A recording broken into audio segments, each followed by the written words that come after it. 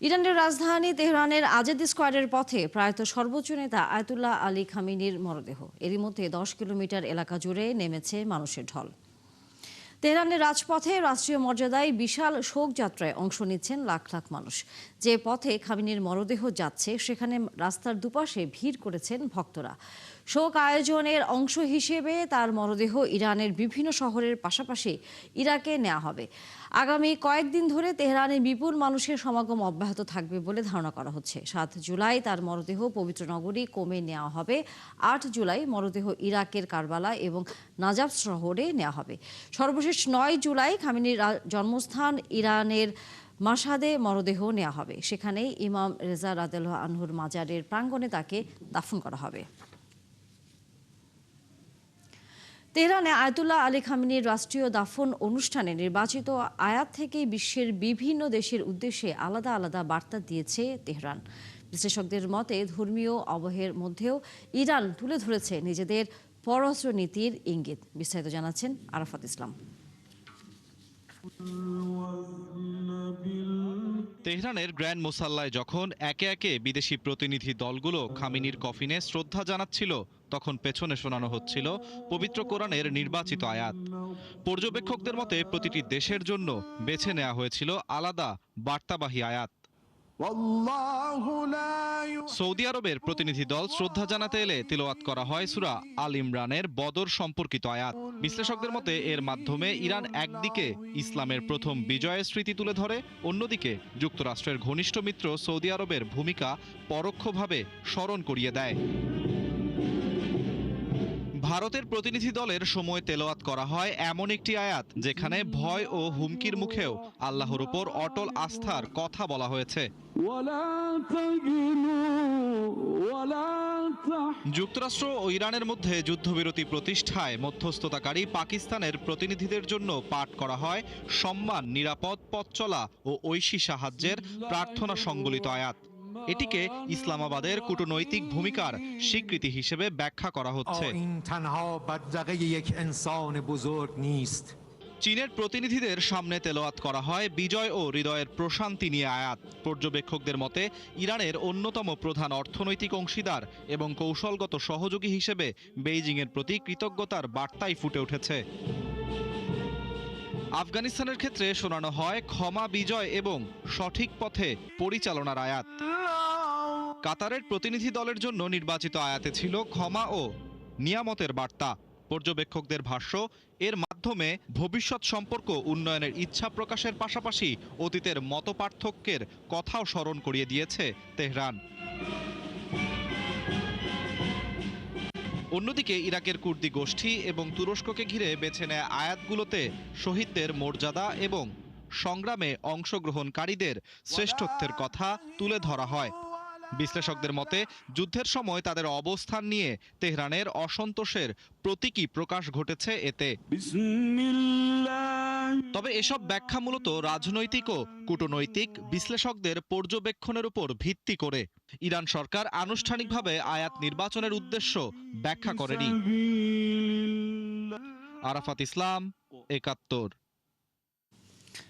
ইরানের সাবেক সর্বোচ্চ নেতা আয়াতুল্লাহ আলী খামেনির রাষ্ট্রীয় শেষকৃত্য চলছে তেহরানে। তবে আয়োজন জুড়ে এখন সবচেয়ে বড় আলোচনার বিষয় দেশটির নতুন সর্বোচ্চ নেতা মোস্তফা খামেনির অনুপস্থিতি।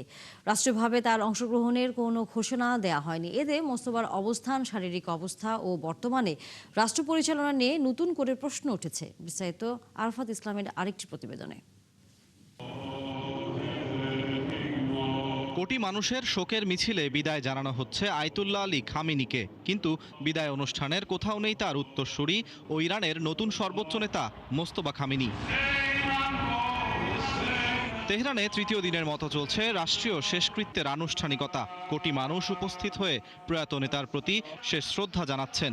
একই সাথে খামেনির সঙ্গে নিহত তার পরিবারের 4 সদস্যেরও জানাজা অনুষ্ঠিত হচ্ছে। তবে রাষ্ট্রীয় শোক অনুষ্ঠানের পূর্ণাঙ্গ সূচি প্রকাশ করলেও কোথাও মোস্তফা খামেনির উপস্থিতির কথা জানায়নি ইরানি কর্তৃপক্ষ। ফলে তাকে ঘিরে জল্পনা আরও বেড়েছে। বিভিন্ন আন্তর্জাতিক গণমাধ্যমের প্রতিবেদনে বলা হচ্ছে, গত 28 ফেব্রুয়ারি যুক্তরাষ্ট্র ও ইসরায়েলের যৌথ হামলায় নিহত হন আলী খামেনি।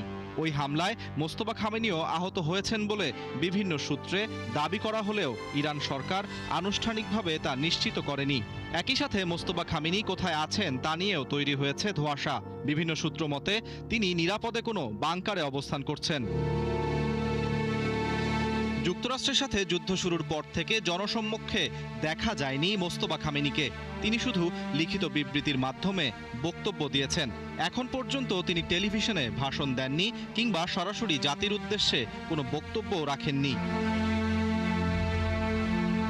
বিশ্লেষকদের মতে নিরাপত্তাজনিত কারণে তার অবস্থান গোপন রাখা হতে পারে। তবে রাষ্ট্রীয় শেষকৃত্যের মতো গুরুত্বপূর্ণ আয়োজনেও তার অনুপস্থিতি দেশটির রাজনৈতিক ও সিদ্ধান্ত গ্রহণের প্রক্রিয়া নিয়ে প্রশ্নের জন্ম দিয়েছে। ইরানি কর্তৃপক্ষ এ বিষয়ে এখনও আনুষ্ঠানিক কোনো ব্যাখ্যা দেয়নি। ফলে নতুন সর্বোচ্চ নেতা কবে জনসমক্ষে আসবেন এবং কিভাবে রাষ্ট্র পরিচালনা করছেন সেই প্রশ্নের উত্তর আপাতত অজানাই রয়ে গেছে। আরাফাত ইসলাম, ৭১। 4 মাসেরও বেশি সময় আগে যুক্তরাষ্ট্র ও ইসরায়েলের যৌথ হামলায় নিহত হন ইরানের সাবেক সর্বোচ্চ নেতা আয়াতুল্লাহ আলী খামেনি। সেই শূন্যতা পূরণ করে দায়িত্ব নিয়েছে নতুন নেতৃত্ব। তবে বিশ্লেষকদের মতে এই নেতৃত্ব শুধু ক্ষমতার পালাবদল নয়, বরং কৌশলগত দৃষ্টিভঙ্গিতেও এসেছে গুরুত্বপূর্ণ পরিবর্তন। যুদ্ধ পরবর্তী ইরানকে কিভাবে এগিয়ে নিতে চাইছে নতুন নেতৃত্ব, বিস্তারিত জানাচ্ছেন আরাফাত ইসলাম। 4 মাস আগের মার্কিন ইসরায়েলি হামলায় শুধু ইরানের সর্বোচ্চ নেতাই নয়, দেশটির সামরিক ও রাজনৈতিক নেতাদের বড় একটি অংশ প্রাণ হারান। শূন্যতা তৈরি হয় নেতৃত্বে। অনেকের ধারণা ছিল এই আঘাতের পর ইসলামী প্রজাতন্ত্র টিকিয়ে রাখা কঠিন হয়ে পড়বে তেহরানের জন্য। কিন্তু যুদ্ধ নিষেধাজ্ঞা ও আন্তর্জাতিক চাপের মধ্যেও রাষ্ট্রীয় কাঠামো অক্ষুণ্ণ রেখে নতুন নেতৃত্ব গড়ে তুলেছে ইরান। পুরো এক নতুন প্রজন্ম এখন ক্ষমতায়। তাদের একটি খুব স্পষ্ট লক্ষ্য রয়েছে। তারা যুদ্ধ সামলেছে এবং এখন তারা শান্তি প্রক্রিয়াও সামলাতে যাচ্ছে। বিশ্লেষকদের মতে নতুন নেতৃত্বের সবচেয়ে বড় পার্থক্য হলো তারা সরাসরি যুদ্ধের অভিজ্ঞতা নিয়ে ক্ষমতায় এসেছেন। তাই তাদের অগ্রাধিকার এখন একদিকে নিরাপত্তা জোরদার করা, অন্যদিকে যুদ্ধবিরতির মধ্যেই কূটনৈতিক অবস্থান শক্তিশালী করা। নতুন নেতৃত্বের শীর্ষ পর্যায়ের ব্যক্তিদের সঙ্গে ইসলামিক রেভলিউশনারি গার্ড কর্পস বা আইআরজিসির সম্পর্ক আগের তুলনায় আরও ঘনিষ্ঠ। বিশ্লেষকদের মতে এর ফলে ভবিষ্যতে নিরাপত্তা ও সামরিক বিষয়গুলো রাষ্ট্র পরিচালনায় আরও বেশি প্রভাব ফেলতে পারে।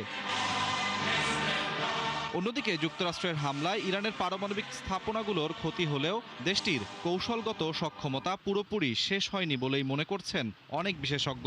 বিশেষ করে হরমুজ প্রণালীকে কেন্দ্র করে তেহরানের প্রভাব এখনও আন্তর্জাতিক রাজনীতিতে বড় চাপ। ইরানের আঞ্চলিক মিত্রদের অনেকেই সম্প্রতি বড় ধাক্কা খেলেও নতুন নেতৃত্ব সেই জোটকে নতুন বাস্তবতায় পুনর্গঠনের চেষ্টা করছে। একই সঙ্গে কূটনৈতিক আলোচনার পথও খোলা রাখছে তেহরান। বিশ্লেষকদের মতে পুরনো নেতৃত্বের মতো শুধু আদর্শিক অবস্থান নয়, বরং সামরিক সক্ষমতা, অর্থনৈতিক বাস্তবতা ও কূটনীতির সমন্বয় ঘটিয়ে এগোতে চাইছে নতুন প্রজন্মের ইরানি নেতৃত্ব। আর সেই কারণেই মধ্যপ্রাচ্যের ভবিষ্যৎ রাজনীতিতে ইরানের নতুন নেতৃত্বকে আগের চেয়েও আরও গুরুত্বপূর্ণ ও প্রভাবশালী শক্তি হিসেবে দেখছেন আন্তর্জাতিক বিশ্লেষকরা। আরাফাত ইসলাম, ৭১। হরমুজ প্রণালী দিয়ে চলাচলকারী জাহাজগুলোর উপর নতুন সার্ভিস ফি আরোপের বিষয়টি নিশ্চিত করেছে ইরান। চীনে নিযুক্ত ইরানের রাষ্ট্রদূত বলেছেন, হরমুজ প্রণালী দিয়ে চলাচলকারী জাহাজগুলোর উপর নতুন ফি আরোপ করা হবে, তবে চীন ও বন্ধুত্বপূর্ণ দেশগুলোর ক্ষেত্রে বিশেষ সুবিধা পাবে। বিস্তারিত জানাচ্ছেন মনিরুজ্জামান বাবু। হরমুজ প্রণালী পারাপারে পরিষেবা কর দিতেই হবে, নিজেদের দাবিতে অনড় ইরান।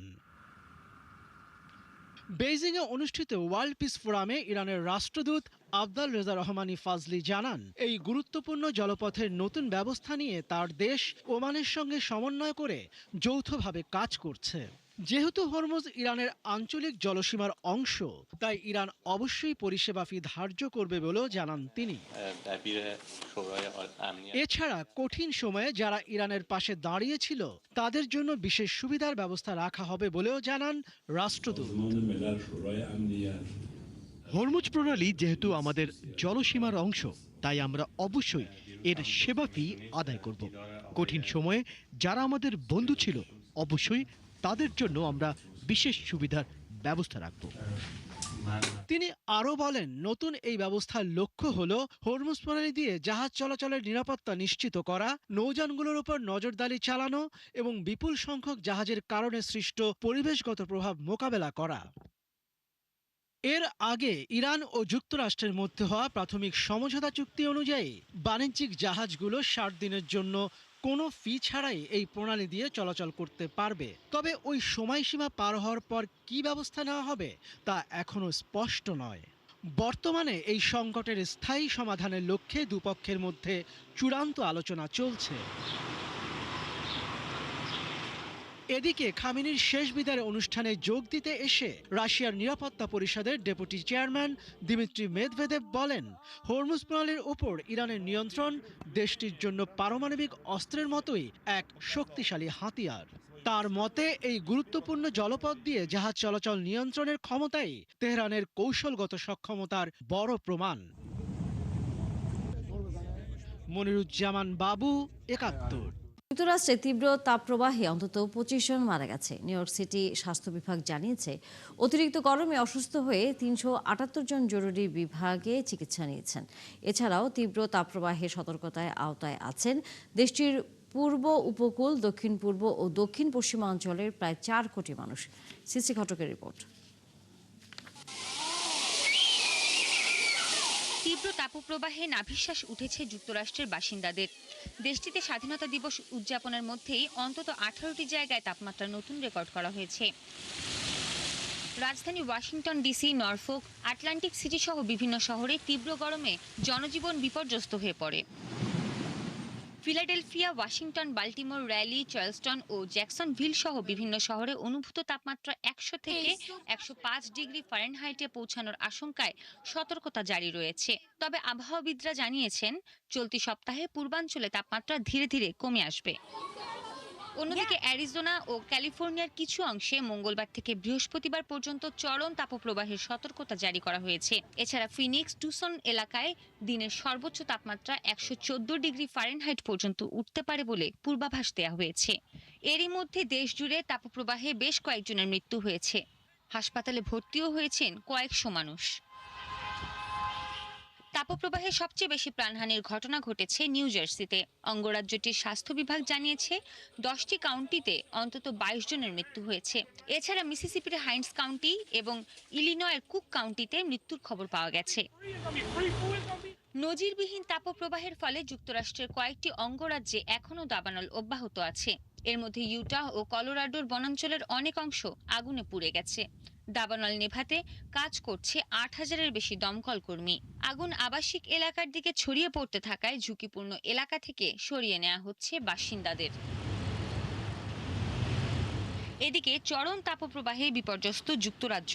গত সপ্তাহের রেকর্ড ভাঙা গরমে দেশটিতে এসির চাহিদা আকাশচুম্বী হওয়ায় এই নজিরবিহীন সংকট তৈরি হতে যাচ্ছে।